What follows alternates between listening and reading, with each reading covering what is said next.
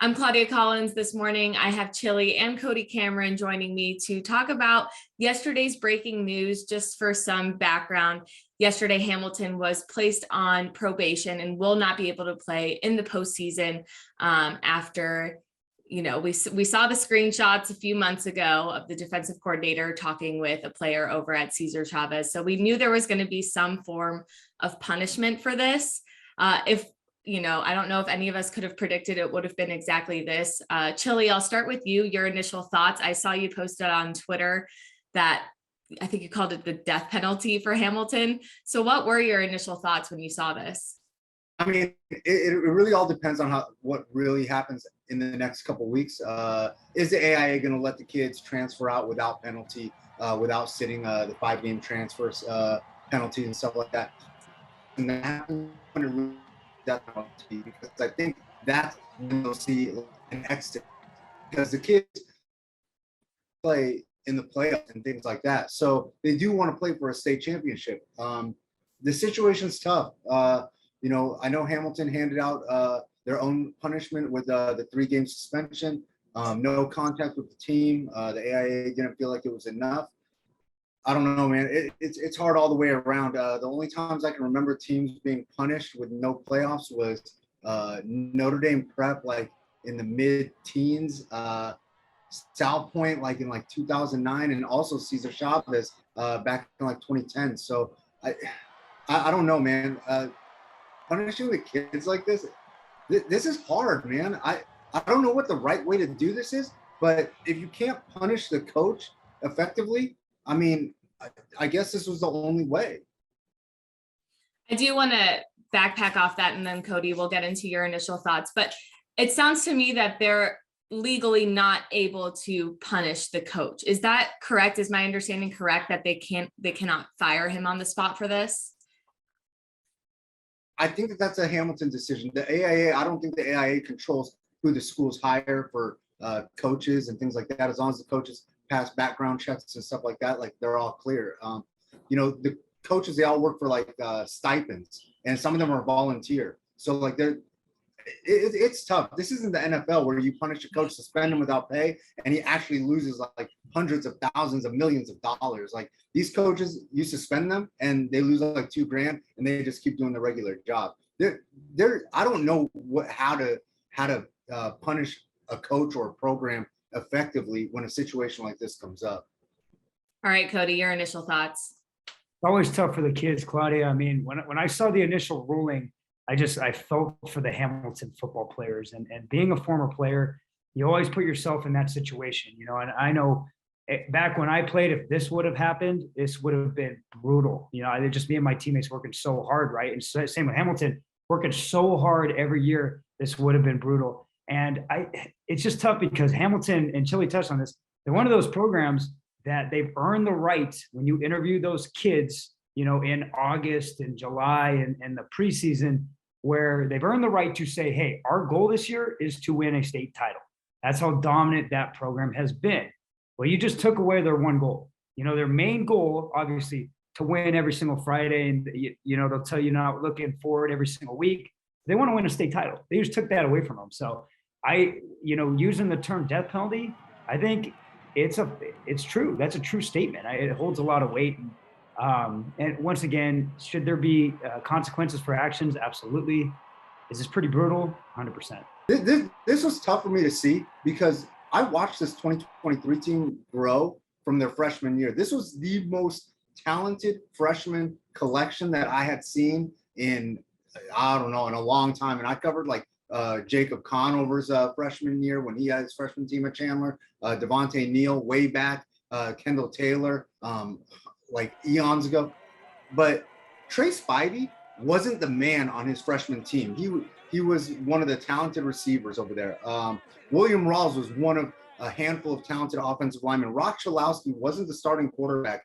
Genesis Smith wasn't the guy he is now. So to see all these kids grow together over there and really develop, and now Trey Spivey is one of the top recruits in the west of the Mississippi, and Genesis Smith the same thing. Rock Chalowski has become a state champion in baseball and an MLB draft pick. It is so hard to process all that these kids went through for that school, and then to have, somebody on the outside like the AIA, have to hand down a sanction like this. Don't feel the need to name any names if this is the case, but if you've spoken to any players at all, what has been the response that you've gotten if you've spoken with anyone at Hamilton? Well, and just talking to Hamilton yesterday, whether that be the players or the coaches or some of the booster club, it's just they want answers, and I think a couple saw it coming, but Claudia and Chile, a lot of these people didn't know it until the tweet came out, So imagine just being in class, right? And just heck, it's still, they say it's 2 weeks away. I mean, they scrimmage next week, and they get that type of news. That is brutal. And so I think they're just looking for answers. I know their principal came out with, hey, we're gonna start the appeal process. It's something we're gonna venture into, and I know they have a week to officially appeal. And then who knows how long it takes the AIA to make that decision. There's a lot of factors and there's a lot of things that are going to happen here in the next 10 to 14 days. And so I think, we're us on the outside looking in, we're going to see how that plays out. But those players, I feel so bad because time is of the essence. And every single day, I think it's just more worrisome, right? Until they have that official answer. I don't know. With everybody that I talked to, a lot of them have said that, this situation happened back in June. And here we are like 7 weeks later, a week before everything's going to get started for a lot of schools, 2 weeks before some teams travel out of the state for games. And they're wondering, like, what transpired in 7 weeks that it took 7 weeks to come up with a punishment. And I get that. I feel that pain because, this is something that probably should have taken 14 days of really just sitting down, having to go through it daily, whether over Zoom or in person for the AIA, so that they could say, hey, look, you guys now have, 5 weeks to try to figure out, do you want to stay? Do you want to go? All that stuff. I don't know. It's hard. And, I know a lot of the kids want to compete for championships. I don't know how this is going to affect recruiting from the college coaches that I've talked to. They don't think that it really affects recruiting because college coaches aren't overly concerned about the state championship situation because that's obviously at the end of the season. So, the first 3 games of senior year are what's important for, the seniors, and then the juniors, they're still going to get 10 games. I'm just curious, like, are kids going to try to roll the dice by transferring out so that they can win a state championship? And if they have to sit for 5 games, they might completely be cutting themselves short because by staying at Hamilton, you're guaranteed 10 games of play. If you transfer out and have to sit 5, you might end up only playing 6 games. And then you're losing those first 3 for your recruitment. You make a good point, Chili. I do want to add a lot of this is just a product of unfortunate timing. My understanding is that the first executive board meeting was yesterday, this past Monday. So it was the first time that the AIA actually could look at this violation and come to a solution. That's something that we heard when Chili, you were at media day, same as I was for AIA on Friday. And that was something we kind of heard. Maybe it didn't occur to us at the time, like this violation has not been addressed yet, because I think maybe, I don't know about for you, but for me, it was in the back of my mind at that meeting, something I thought about bringing up, didn't bring it up, but I think a lot of it was kind of letting us know, hey, we haven't looked at violations yet at this point. That happens on Monday. If you're going to come down this heavy-handed with a decision like this, that's going to impact, so many kids. I think you have to hold an emergency meeting and do it sooner than later. Because of the timing, I think the timing is what makes this so unfair. Okay, well, you touched on the timing from recruiting, from college coaches, from that standpoint. Cody, your thoughts on the option to transfer out, potentially miss the first 5 games of the season. The alternative is stay at Hamilton and potentially not play a postseason. If you're a senior and you want to play college football, your best option is to stay at Hamilton High School. And 2 reasons: film and grades. Okay, your teachers really well, your classes, you're comfortable in that environment, right? Your best chance to get grades on paper, at least. And then your best chance to play is at Hamilton High School, especially if you're a starter, because you don't have to sit 5. And what are the 2 main factors, the top factors outside of character and talking to your head coach that gets you recruited, Friday night game film and grades. Okay. So that is, it's in a college standpoint, when you look at, like Chili mentioned, the Trey Spivey's, Genesis Smiths, the Cooper LeDukes, the list goes on, Tate Brown, Alex McLaughlin, and you're still in your college recruitment and you coaches want to see film, you stay at Hamilton High School and you play on Friday night and you give it your all. So in that sense, like Chili said, I don't think it's a killer for an athlete if they don't play in the postseason, because they're obviously recruiting those kids and they'll get 10 games of tape. And that could trickle down to every single level. Now, are kids going to transfer from this? Probably, a couple, but I really think if you're a junior and senior, especially if you're a senior, your best option is to still play at Hamilton High School this fall. Okay, so if you're a sophomore that's you think you're getting recruited, is this the time to consider? Is it better to transfer now? And we're not sure what the future is for Hamilton football. Pros and cons to everything, right? But once again, if you believe in the program, you believe in your coaches, that heck, I look at Parker Barrett, one of the best defensive line coaches in the entire state, and he's developed some of the best defensive linemen in the last 3 or 4 years. That's a guy I want to play for. As long as Coach Barrett's there, I want to stick that out, especially just like he's going to get the best out of you. Coach Kitamura, their offensive coordinator, quarterbacks coach, same exact thing. He's developed some tremendous quarterbacks the last couple of years. As long as those guys are at the helm, why would you not still play for those guys, especially if you aren't going to miss 5? I understand you're missing the postseason. You have to do what's best for yourself, and every case is individual based. But I mean, those are coaches I would play for, and so Hamilton still got some really, really good coaches on that staff. Have either of you heard what the appeal process is going to look like and what players, what parents, what coaches are hoping to do as far as appeal goes, and what the solution on their end they hope it will look like? I haven't heard too much about that, but one thing that I will say is hopefully whoever's watching this from Hamilton, my thing would be stay together. Try to pile up as many wins as possible. Let the parent, put this aside, let the parents, let the administration fight while you rack up wins.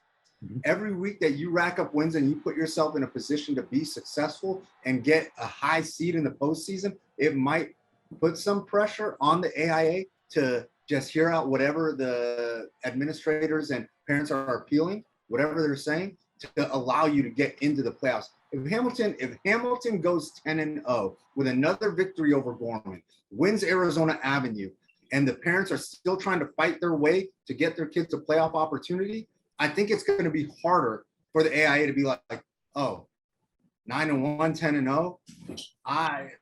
Let's keep them out of the playoffs. I mean, the best way the kids and the team can put pressure on the AIA is to go out there and keep winning games. From a player's perspective, though, do you think that's easier said than done? Because imagine if you're a high school football player at Hamilton, particularly a senior, and you're hoping to get into the open division playoffs. The goal is that championship game. From the mental aspect side of it, is it hard to feel that level of competition when you're not sure what the end goal is? 100%. But this is also the team a lot of these kids still remember recovering 2 onside kicks against Gorman on national television. I think they know a little bit about, backs against the wall and handling adversity. I don't think that anything really scares these kids. I think that this is just a lot of them want the opportunity to play in the playoffs to see if they can win that open division championship that they felt like they were building towards when they were a group of freshmen.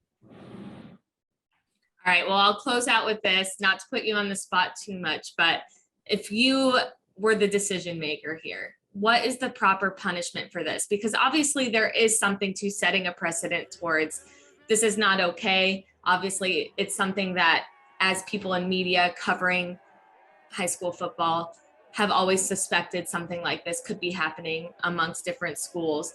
What is the proper solution to enforce we can't be recruiting high school athletes, but also not taking away what kids deserve? So actions deserve consequences, but the consequence should have been punish the coach and not the kids.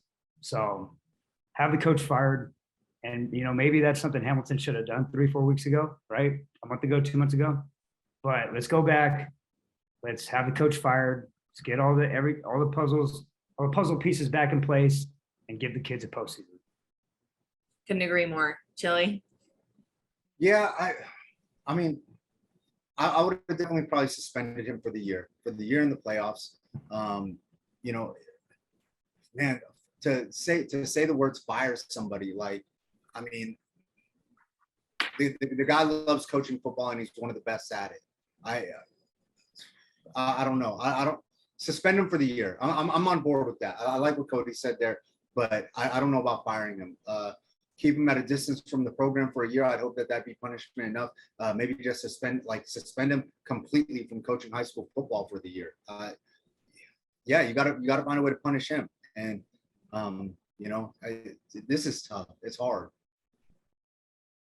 Well, Chili, Cody, I appreciate your time. Hopefully we can do this again with, some sort of development and hopefully positive news that these guys will get the opportunity that they rightfully deserve.